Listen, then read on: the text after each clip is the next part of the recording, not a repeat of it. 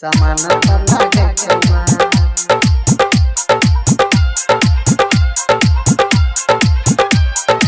Music by Mukesh Muskan.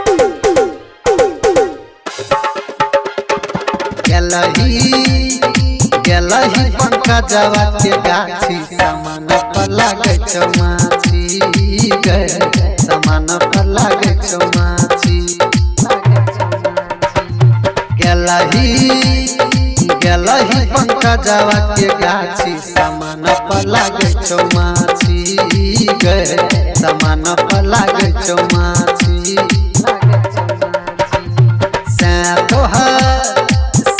तोहर खींच देतौ फांसी सामान पर लागे चौमाची गे सामान पर लागे चौमाची। माँ लक्ष्मी रिकॉर्डिंग स्टूडियो बहेरी। माँ लक्ष्मी रिकॉर्डिंग स्टूडियो बहेरी। माँ लक्ष्मी रिकॉर्डिंग स्टूडियो बहेरी।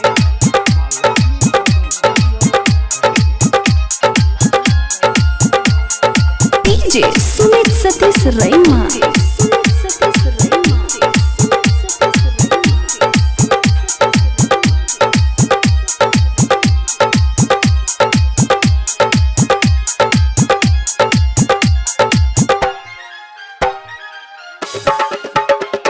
के होटल छौरी तोहर घासल के सोच फसल के छौरी कोवन खेल खेलने छौरा पर भाषा के बोले के रोहरी में बोले के चीज कोवन से ले कइले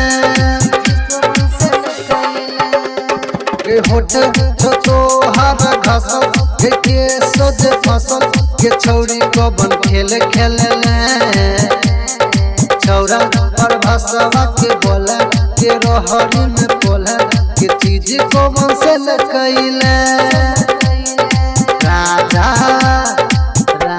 कहै छौ बाछी सामान पर लागे चौमाची गे सामान पर लागे चौमाची तोहर गीत देतौ फांसी सामान पर लागे चौमाची गे सामान पर लागे चौमाची। अभी आप सुन रहे हैं माँ लक्ष्मी म्यूजिक की प्रस्तुति।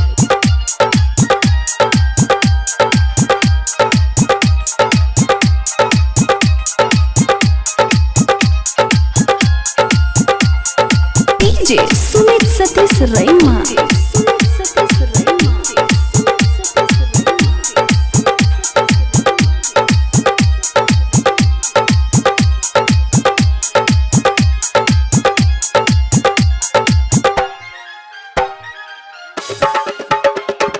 चोली तोहर छलकाई भेलौ कई भाई कोना के छौरी ढील भेलो देखौ के सवाज छौरा पंकजवा जे छौरा कोना के छौरी ढील भेलो चोली तोहर छलकाई भेलौ कई भाई कोना के छौरी ढील भेलो देखौ मुके सवाज छौरा पंकजवा जे छौरा कोना के छौरी ढील भेलो मनीषवा जे लो गेलो गाछी सामान पर लागे चौमाची गे सामान पर लागे चौमाची